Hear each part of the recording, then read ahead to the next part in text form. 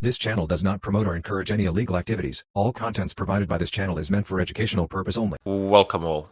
So, today I'm going to go ahead and teach you about proxies, how they are used to mask your real IP address, and I will show you how you can use a proxy, how you can actually configure your own proxy for others to use, and I will show you what the person controlling the proxy can actually see. So if you have your own proxy, if there are people connecting to it, and believe me, there will be people connecting to it, especially if it's a free version of it, you'll be able to see their traffic in essence, which is kind of hilarious. But a lot of people think just because they're going over a proxy that gives them a good amount of anonymity, but not really. The person controlling the proxy sees a lot of things which you would rather not, which you would rather remain anonymous, that nobody sees it, but they do, because they run over their servers, so they have the ability to monitor the servers, and I will show you how this is done. Now, because you need to set up a proxy server, I will do most of these things in the cloud. I deliberately actually opted out not to show you how to do it on your own machine, even though it is very much possible and quite frankly not that difficult. But it's also kind of dangerous because you're opening up your own machine to the external traffic, and for an inexperienced person, that is a very bad idea. Anyway, let's go ahead and see how we can actually connect to a proxy. Let's fire up Firefox. So Firefox, and if I only have one instance of Firefox open because I'm going to go ahead and configure Firefox to use a proxy. So you can configure it here, but that's a GUI interface for Firefox. Well, I might as well show you. I mean, it's not a big deal. Preferences. If you just go to, where is it? Is it general search? Applications, security, advanced networking should be there. Advanced networks. So you can actually configure your connection here. You can use the manual proxy configuration, but I prefer to use the system proxy settings. So when I go ahead and type in proxy chains and tunnel the Firefox through the proxy chains, I'm going to be connected to a proxy over which I will go elsewhere. Another thing that this doesn't really allow you to do is, at least I don't know of a way. There could be. It's very possible that there is a way to create chains of proxies so that you hop from one proxy to another and then bounce back to your destination. So this is not something that I like to use at all. Rather, instead, let's just confirm what is my IP. So this is my IP address at the moment. And if I go ahead and type in list of free proxies, I don't know, let's just go ahead and open some of them. You can actually also pay for proxies, and they will be very stable and they will work and they'll be very fast, but I'm just gonna go ahead and use the ones that I got. So it says here Sarajevo, Federation of Bosnia and Herzegovina, so you know where I am.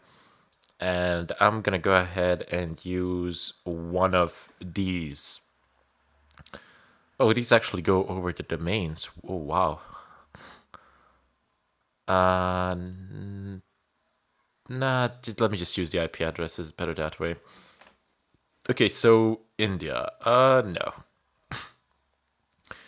You have them set here can list them by the anonymity level. The reason why I said India no, it's because it's way too far and my connection will be kind of slow and the bandwidth in India is not the best.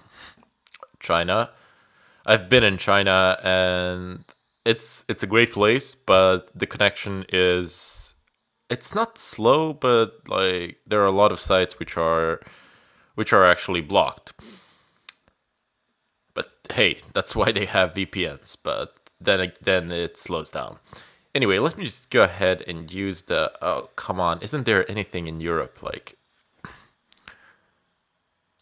we can forget about it. I'm gonna go ahead and use the US ones. There's a fairly good link in terms of cable between the Europe and the US, so I can use these. Anyway, it says here IP address, port, and protocol. These are all HTTP and HTTPS proxies. I wonder if they have any SOCKS 5 proxies. No, apparently they do not, so I'm not going to go ahead and use these. Generally, you want to SOCKS 5 as they are the best proxies available out there. Okay, so let's have a look at here. SOCKS 5. Okay, I'm gonna go ahead and use these. SOCKS 4. Oh well. Okay, so now that we have this page opened up, we can go ahead and start installing the tools that we actually need. So you will need to install proxy chains. Just be root. Oh wait, I'm still with my tour thing lectures. Type in DNF, search proxy chains, and you will get them here. Then just type in DNF install proxy chains, and you don't need to type in the arch here. Actually, you can just type in proxy chains, and that will be sufficient. -ng. Okay, so it's already installed, so there is literally nothing to do there. Now, I'm gonna go ahead and type in vim/etc proxychains.conf, and I'm gonna go ahead and expand this console a little bit so I can actually see what is going on. And here you have a good amount of options. So you have the dynamic chain, you have the strict chain, you have round robin chain, random chain, and some other things, but they're really not important that well. This one is here by default, so that's good, but they're really not that important. So what we want is to actually, first of all, use a dynamic chain. What does it mean? Well, if you have a list of proxies through which you wish to go, you can utilize the strict chain, what is set here by default. And a strict chain is generally a good option if you have a list of paid proxies and you know that they will work 100% pretty much. But it's a pretty bad option if you are using free proxies, because they tend to go up and down, and if one of the proxies in the chain is down, your entire chain will be unusable. So the dynamic chain is superior in this regard, because regardless of whether or not all the proxies are functional, the chain will still work in a dynamic fashion. So I'm going to go ahead and change that. I'm going to delete this. Press I for insert mode, and then you'll be able to type things in. And I will comment the strict chain out. I also have the round robin, which is kind of a hybrid thing. Feel free to read through it, but I generally like to use either the random chain or the dynamic chain. So random chain is a fairly good thing, so each connection will be done via random proxy. But again, random and dynamic chains are really good when you have a list of free proxies, and sometimes they go up, sometimes they go down, so it's not a bad idea to actually use them. You can leave everything else as it is. Wow, they've actually increased the configuration file since the last time I've seen it. And now I'm gonna go ahead and type in SOCKS 5 127.0.0.1.950. Okay, just so you know, if you don't type in any of the proxy lists, any proxies like here, like they are typed in this example here, the proxy chains will by default actually use the Tor network in order to anonymize you, which is actually the one of the best types of anonymization protocol, one of the best ways of being anonymous on the net. But since we're gonna have a separate lecture for the Tor, we're gonna go ahead and see how this works with the manual list of proxies when you type them in. Okay, so it says here US. Let's go ahead and type it in. So just what type? Dude, are you serious? Are you not listing the type? Here are some free socks proxies that are just checked. Yes, but is it socks 4 or socks 5, genius? Ah, okay, version socks 5. Thank you very much for my stupidity, but oh well. Let's go ahead and begin typing them in as the example above demonstrates. So if you have a paid proxy, you'll just need to probably type in the password, the username and the password. So the username goes here and the password goes here. That's quite literally it. So socks 5. And this is gonna be like, what's the IP address? Oh, let's just copy it. I am not in the mood to type today like a bad. Let's go ahead and take the port as well. And there we go. So let me just go ahead and delete this, tabify it, so to say. Okay. I'm one of the people that likes to use tabs a lot, and that's against spaces completely. Don't start an argument in the discussion sections, please. Over tabs and spaces. I don't even know why I mentioned that. Okay, let's list another proxy here, and the port is 10,200. So 10,200. I actually have literally no idea which ones of these will actually work and which ones won't. So I am just, oh wow, this one is in Brazil. Socks 5. And the port is 48,000. You can actually configure your proxy to listen on pretty much any port. That's really not a big deal. Oh my god. But now we're just skip Bolivia and use the United States because the bandwidth is probably going to be really bad. Socks 5. Although, arguably, you would get a better level of anonymity in these countries as opposed to perhaps some of the Western countries due to the regulation which is in place, but the bandwidth is also not the best. Since I'm doing this for the demo purposes, it's really unimportant which proxy set am I using. I just need to show how you can actually use the proxies. So socks 5. And the port is again 10,200. Okay, let's see if these actually work. So let's go ahead and close the browser. Type in as non-root user. So as non-root user, not as root user, not start your browser as root. Proxy chains for Firefox. Hit it. Okay, please tell me that at least one of them will work. Okay, so first one has timed out. This is not going to happen to you with a paid proxy. This is going to work with paid proxies. Okay, so let's just open up the conf file so we can see the addresses as they're being listed. So it's going from 189 to 24. It's skipping down the road because actually some of them are not actually functional, and that's the beauty of a dynamic chain. If this was a strict chain, this would crash. It just wouldn't actually work. So it's picking up the certificate, going to the certificate authority, and it's fetching my default site, and hopping and hopping and hopping. It's still loading. So it is loading the site, just taking a while.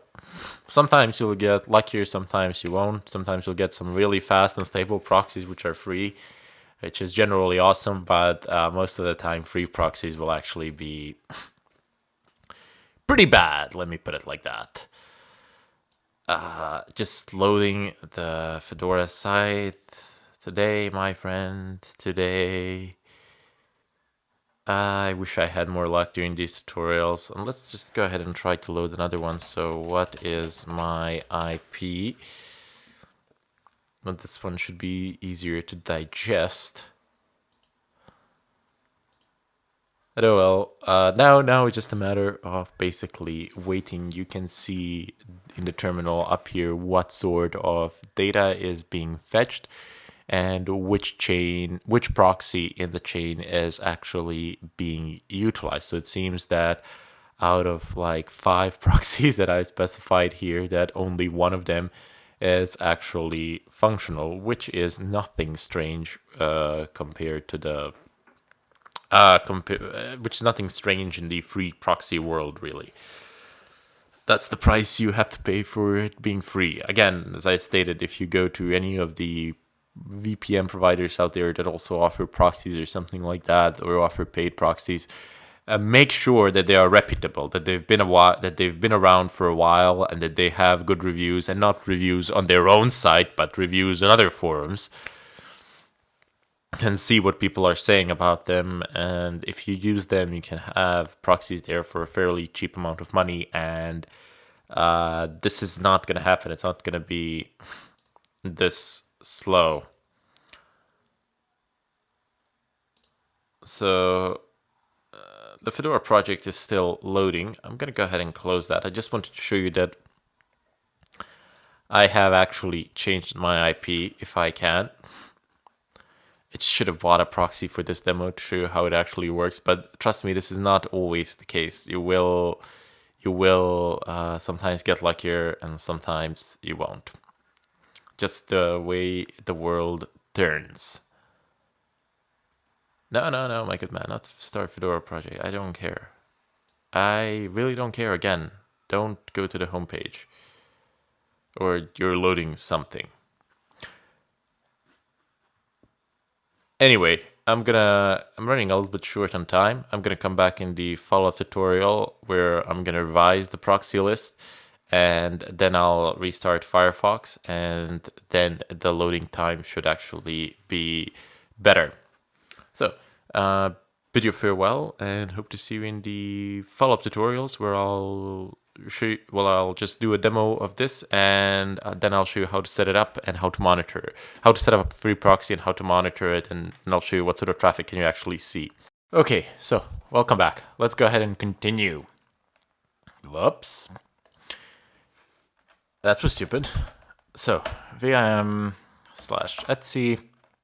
Let's go ahead and edit the file which we've just copied. So, server.conf.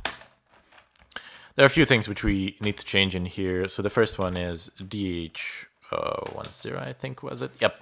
So the Diffie-Hellman parameters. Never could pronounce this right. I'm butchering the name. I know, I understand, but yeah, what can I really do about it? So let's go ahead and change this to 2048. 2048-bit keys. I'm looking for 4 and 8, if you're wondering what I'm doing with my keyboard at the moment. Okay, so that's done. 2048. Next up, we need to uncomment a line which says push space redirect. So push redirect gateway def1 bypass DHCP. Yep, that's what we need. So insert. Let's just go ahead and uncomment this. This is so that the VPN server can pass on the client's web traffic to its destination. Otherwise, basically, the client's traffic will die at the server. It won't leave it. So next up, it's push space DHCP dash option, I think. Yep, there we go. So we have the 2 DNS servers, which we will be utilizing. Okay, so I refer to the public provided by OpenDNS. Yes, these are the OpenDNS servers, which are very secure and very good, I must say. They have fantastic filters, and companies do tend to use them a lot. privacy and anonymity, I can't really make a comment on that as I really don't know, but I did tell you before when I told you how to swap the DNS servers, how to use the static DNS servers for yourselves, how you should, a general way in which you should choose a DNS server. Anyway, now that we have uncommented these two great lines, let's go ahead, right quit, exit, and we shall echo 1 to the beautiful proc. I wish they had something like proc on Windows sometimes.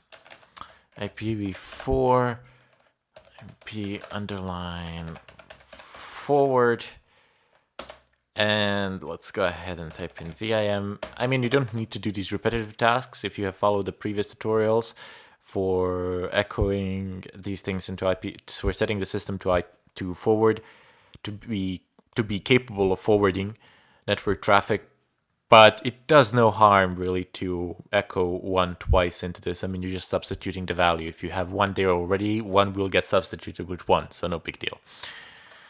Let's see, sysctl.conf, and we are looking for our line net.ipv4.ip underline forward. Okay, so let's go ahead and leave this there. So just uncomment it. That's all you really needed to do there. Nothing more. The firewall is configured. This is done. The proxy is installed. And let me just go ahead and check one more thing. I'm not sure if I actually done this in the previous tutorial, now that I come to think of it. Forward policy accept. So make sure the default forward policy is set to accept. I forgot this from the previous tutorial and I wasn't sure. Anyway, let's go ahead and deal with the certificates. So we will need to do this. So let's go ahead and copy over the EasyArsa generation scripts. They are on our system. USR share EasyArsa keys. Yes. No. Just EasyArsa and then etc open VPN. That should do it. The sound that you just heard was not a confirmation that something was copied. The sound that you just heard was the system telling me, Ermin, my dear Ermin, you have a billion updates waiting for you. Why, oh why, can you not just update me? Anyway, let's go ahead and continue.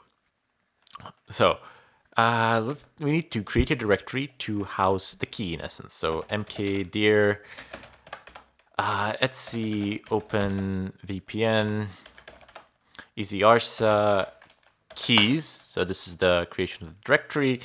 And now we need to type in vim etc open VPN EasyArsa vars. That was nice. Okay, so let's go down. There are some things which you can change here. We're just gonna change one really, but you can change a ton load of parameters. Here, let me show you some of the obvious ones which are subject to change. Okay, so export EasyArsa. Okay, PWD, that's fine. Then SSL, that's all great, fine and dandy. Key config, that's great. Key dir. Yep, as you can see, export keydir is actually EasyArsa/keys, but EasyArsa is a variable here in this case. So let's go down, export key size, that's fine, 2048. And here we go. So these are some of the obvious things that you can change for your certificate. You can set the country, the province, city, or some organization, mail. And I have no idea what this is, like my organizational unit. So you can, these are arbitrary, so you can set these pretty much to whatever you like, technically speaking. This is what I would like to change here. The key name is also arbitrary. Let's name it server. Very innovative. If you put it to something other than server, as it is arbitrary and you are entitled to it, make sure that your changes here reflect the changes throughout the tutorials, because I don't know how many changes I will make in advance. So just remember the name. That's all fine and dandy. Let me just go ahead and write and quit. Next up, we will need to actually go ahead and generate the certificate, and this might take a while. So let me just show you something. app-get install htop. And htop, this is like one CPU core, and take a look at the amount of RAM that's available. Now, let me just go ahead and do something else. Okay, this is the previous IP address. I don't really have this one. This is probably not terribly important what I am doing right now, but I wanted to show it to you anyway. I don't know, I guess some sentimental reasons. Okay, there we go. So I'm connected again to the same server, just via a different terminal. You can have multiple SSH connections coming in from the same place, so that's fine. The CPU usage basically is practically idle at the moment, and memory, it's like 52 megabytes out of 400 out of the entire 494. But now I need to generate the certificate. So if I type in open, of course, this part here, this is not something that you need to do. This is just something that I'm doing as a demo. Open SSL, it has nothing to do with OpenVPN. So this part does, though. We need to generate the certificate. DH param-out /etc open VPN DH 2048 dot pem and 2048. Whew. Okay, so it's working. And okay, there we go. There we go. So the CPU core is basically maxed out. The CPU core is, I believe, 1.8 gigahertz. It's Intel Xeon. It's not gonna take like forever, but it certainly will take a good amount of time, maybe a couple of minutes, and that's it. So when it's done, I'll come back in the follow-up tutorial. Okay, so let's go ahead and continue now that this is done. So let's go over to let's see, open. Let me just see what else begins with open. I'm guessing OpenSSH. Yep. No, OpenNSC. OpenVPN. Easy ARSA. And then we're gonna do, I'm just gonna do ls. Okay. So dot space dot slash vars. Yep. It's warning me of what I am about to do. And clean all. And then build all. Not build all. Build CA. Just keep pressing enter here unless you wish to change some of these values, and feel free to change them if you really wish to. I don't, because I don't really care. This is going to be for a couple of hours and that's it. But you might want to like have some sort of information here that is like your own, in case you need to be contacted or something like that. But in case of anyone submitting a abuse report to the hosting provider where your VPN is hosted, your hosting provider will contact you. And what happened in my case was that if you respond in a timely fashion, that's usually less than 24 hours if you respond, and if you handle the matter, like close the port or something like that, if you just handle the matter, your hosting provider will usually show a large dose of reason, and they will understand basically what has went on. But this really depends on their policy and the way that they choose to behave. But as I said, for me, it happened. Somebody abused my proxy, the cloud provider, the DigitalOcean. They've contacted me and I responded very fast. And they said, okay, like, you handled the matter, you responded, the matter is closed. So if you get abuse complaints, please make sure that you respond very fast. Otherwise, they will take action, and that is not something that you want occurring. And here we're going to need to type in server. But this is, as I said, this is not a guarantee on my end. This is not an instruction on my end how to handle complaints in regard to the abuses of traffic or bandwidth on the cloud service. Every cloud provider has their own policies and they will behave accordingly. So let's go ahead and execute this command.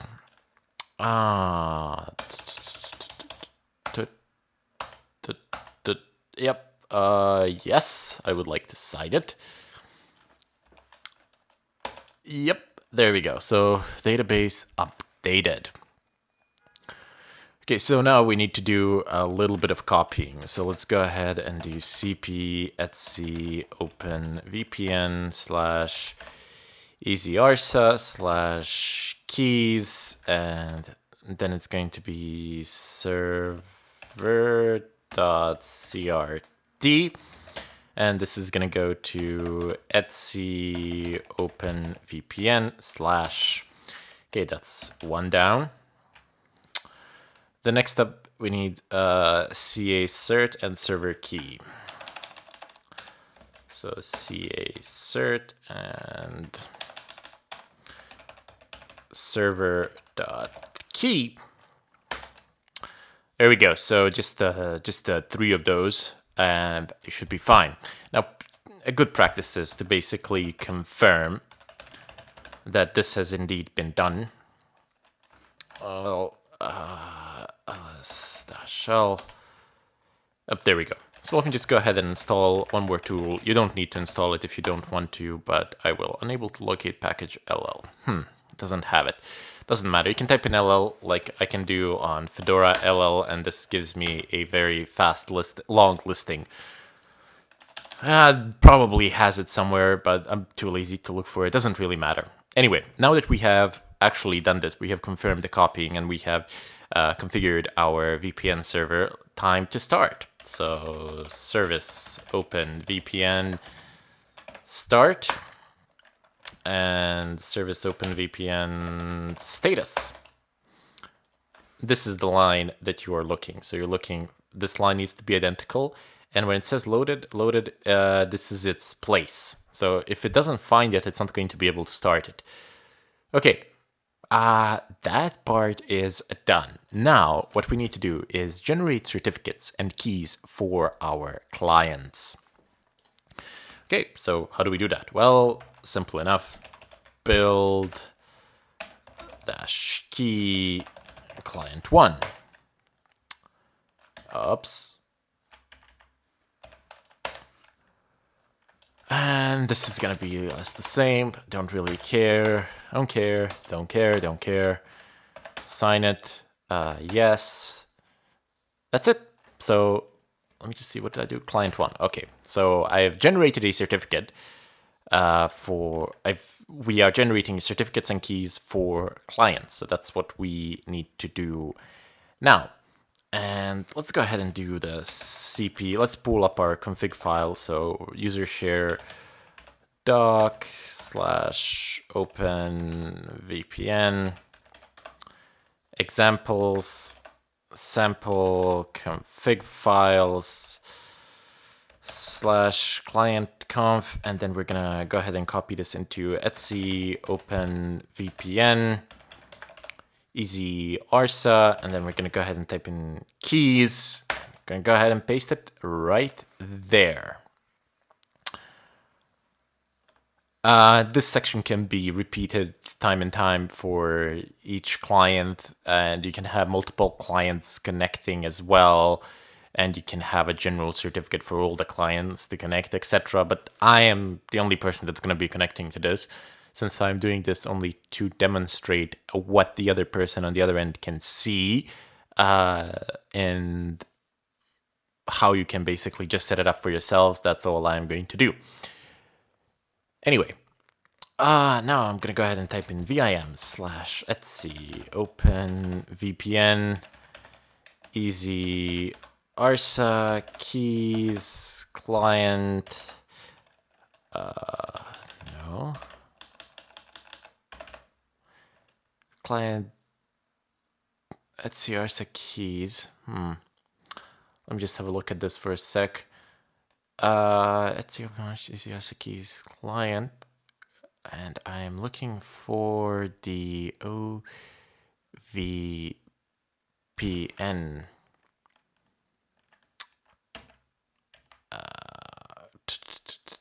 CRT csr.key.conf cp. Oh, no, this is not gonna do. So the client conf actually needs to be renamed into the client.ovpn. So well, I could just rename it in the file, but I'm gonna go ahead and repeat the copy procedure. So client, we're just gonna go ahead and name this the client.ovpn.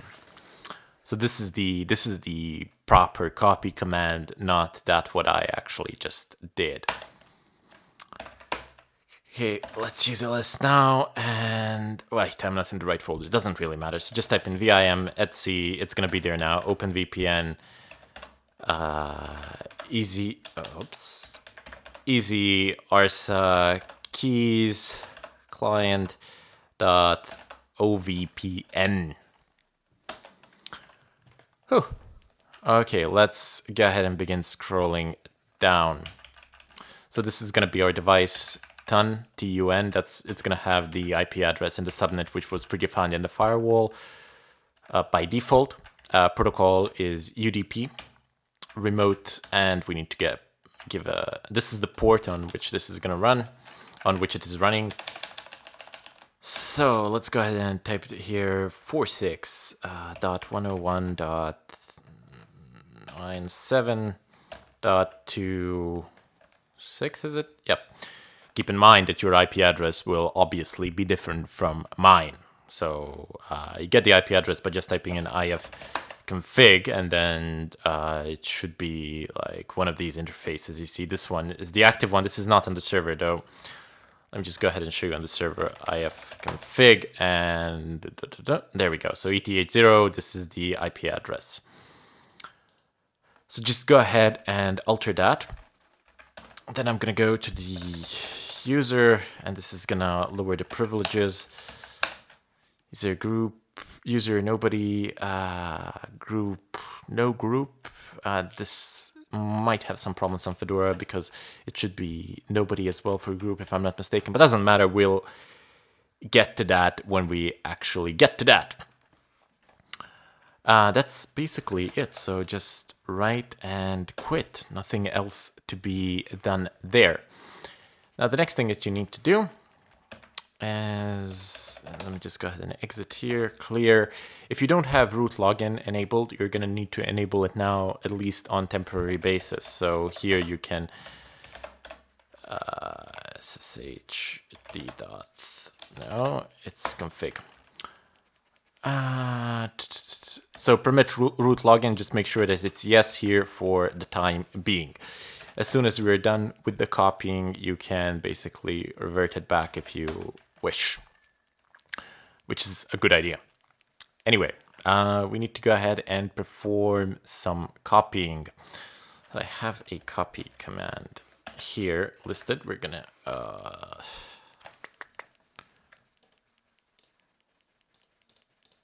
just gonna go ahead and go into this terminal. So scp root and then your server IP. Let me just go ahead and change this to 46.101.97.26. Okay, so let's see, OpenVPN, easy arsa, client 1, key, downloads, and just name it. Well, I'm not going to go ahead and put in downloads. I'm going to go ahead and give it the full path, so home, chronic, and I'm going to put it on desktop of all places. Client 1 dot key. Done. Okay, so next up, it's going to be client1.crt. Client1.crt. And this is going to be CRT as well. Okay, next it's the client, just client.openvpn, so .ovpn. And here it's going to be .ovpn. Okay, that's done, and we need the ca.cert. That's going to be the last one, so ca.crt.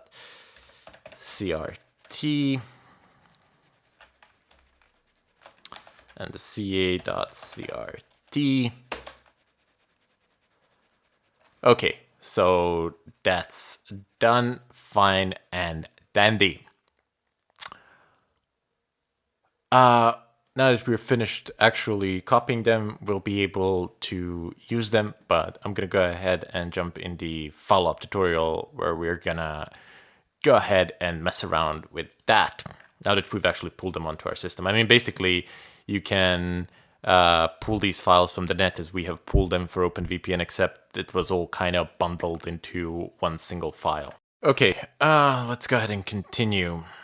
So I've switched to root here, and I'm just gonna go ahead and edit this file. So vim/etc/openvpn /easyarsa/key/client.ovpn. Problem: this does not exist. You have to actually create it and then move the files manually there. As you can see, nope, not gonna happen. So mkdir/etc openvpn and easy-arsa/ cannot create directory, file exists. Okay, I have created this one, but you just go, for you, it's just gonna go ahead and get created. And then we're gonna go ahead and create keys. And then I'm gonna go ahead and cp home chronic desktop ca.cert to dot is for present folder, and then I'm going into the easyarsa, and then I'm going into keys. I'm just gonna go ahead and copy it there, and then I'm gonna go ahead and copy the client1.crt, and I'm gonna go ahead and copy client1.key as well. Key as well, and I'm gonna need the client.ovpn. Client.ovpn as well. So there you go. That's all you really need to do. Go over and navigate to the folder, so /etc, even though I'm already there, but hey, open VPN, and go into easyarsa keys, so go into keys, and we have 4 things in here. Well, let's go ahead and edit client.ovpn. Client dev, that's fine. Protocol UDP, remote IP address is fine. Random, resolve, no bind. And we're gonna need to alter this a little bit. So -I, this is gonna be group nobody. It's a little bit different. So just go ahead and set that there. And now we're gonna need to look for something else. So ca.crt. Okay, so ca.crt is there. It's cert, it's client, insert. So this is going to be 1, and this is going to be 1 as well. So let's just go ahead and write and quit. There is a way of putting the ca.cert and the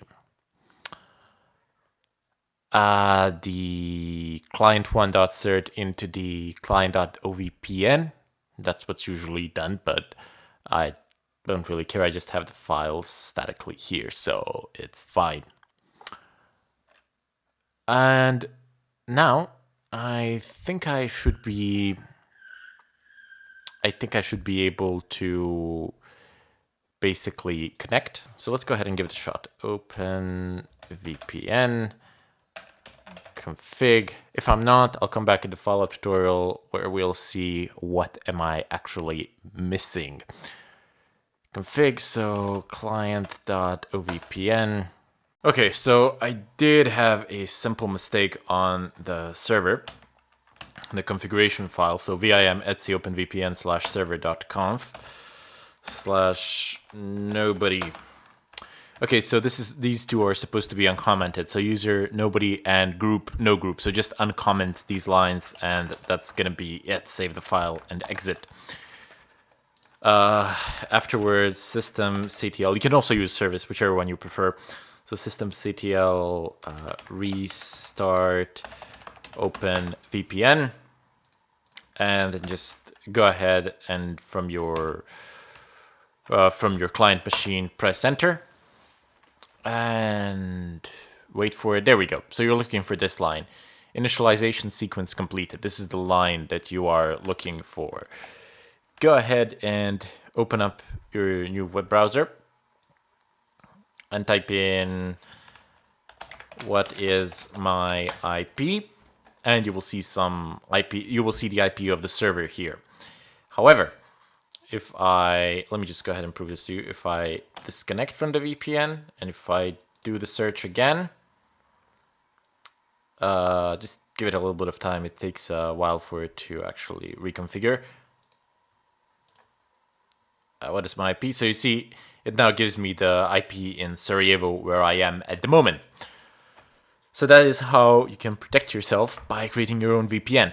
Now we're gonna go ahead and see what the person controlling the server can actually see, and we're gonna be using Wireshark, the GUI interface, in combination with DShark, which is the command line interface for Wireshark, in order to set up the monitoring of this of the traffic on this particular server.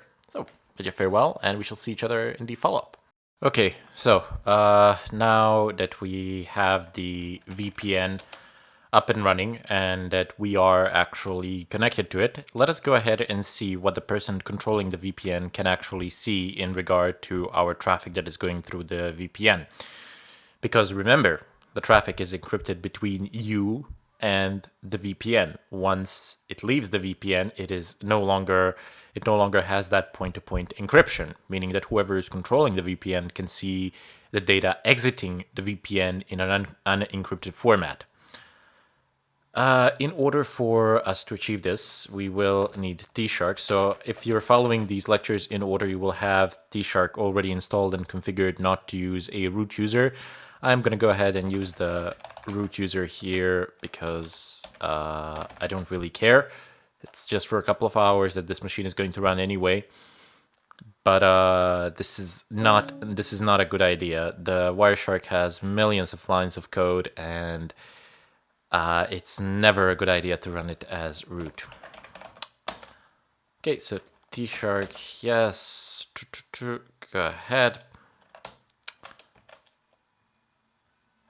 I don't really care, sure. This is just a Wireshark setup that I'm making for this particular session, but you should really be looking at the Wireshark setup in the proxy tutorial list, where I've done a detailed explanation of how Wireshark should be run for remote capture.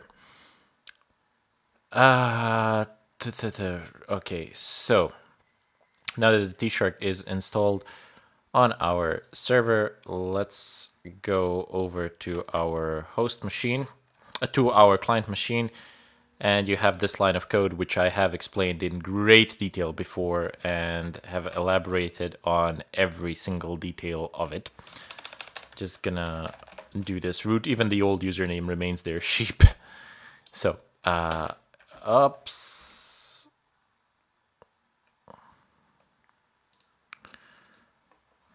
Oops, this is bad.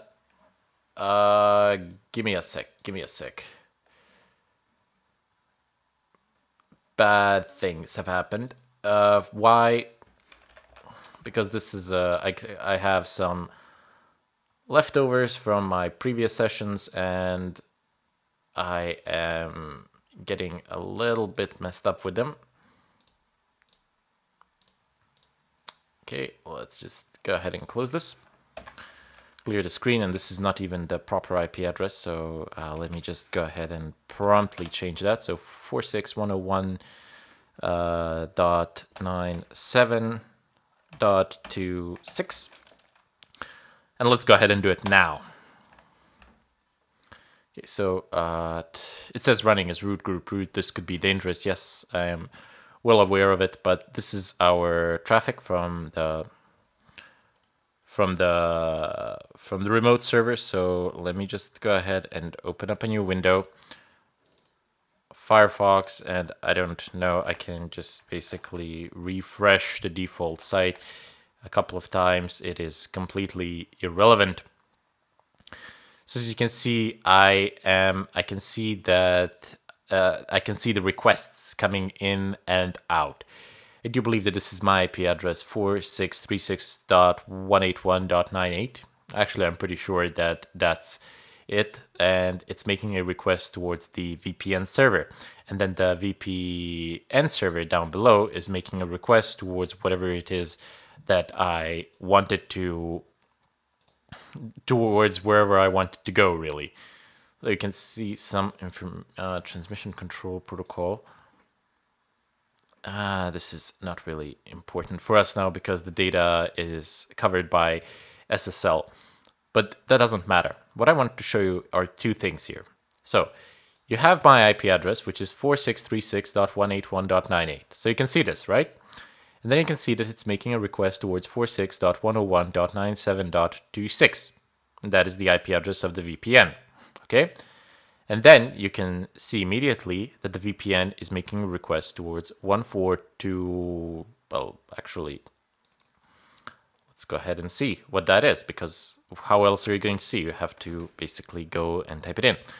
So the request is towards 140.211.169.196. Okay, so it's going somewhere. I'm going to go ahead and accept the certificate, but you should never do this. Never. Well, actually, let me go ahead and see who is...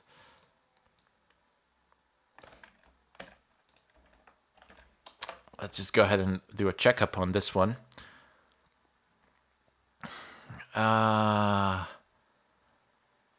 10, 10, 10, 10, 10, 10, 10. 1, 6, 9, 16. This could be it. I have no idea. I'm guessing it's this one and this subnet. I guess I could run a manual check, but it doesn't matter. So who is this? Organization name, Network for Education and Research in Oregon. Okay, so advanced, add exception. I'm just going to go ahead and add an exception for this one session.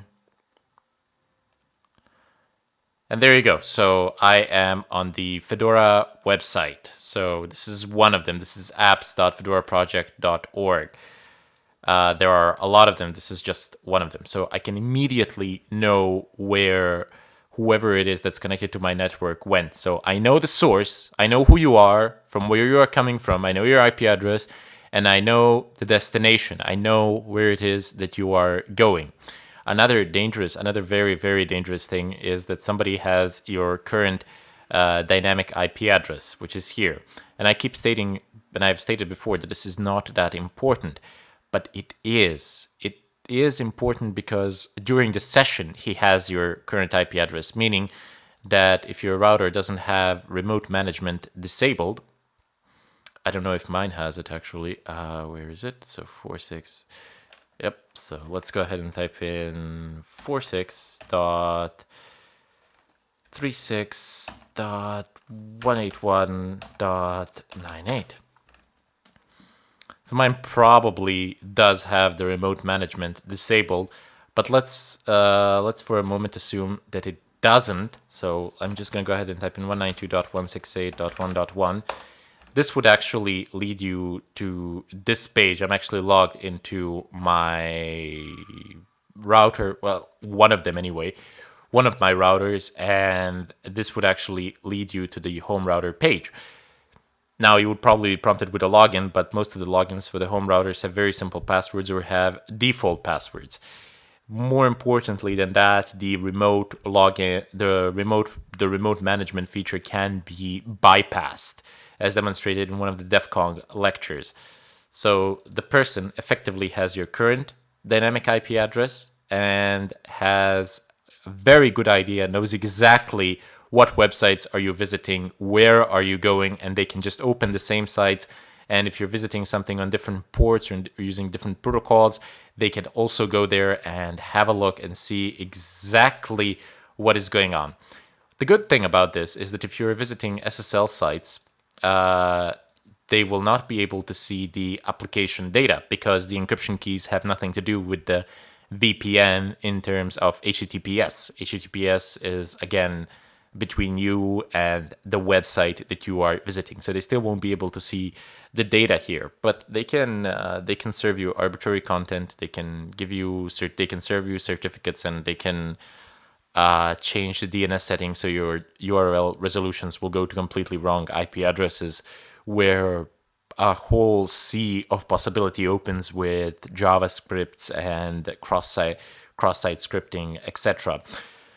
But cross-site scripting, exploitation, reverse shells, and such things, those things we will do in other chapters down the line. This chapter deals with anonymity online, and that's what I want to show you. I wanted to show you just how anonymous are you when you're using VPN, what can the person on the other side see when you are using their VPN, and how you can set up a VPN of your own. Anyway, gonna bid you farewell here, and with this, I'm gonna go ahead and conclude the VPN subchapter.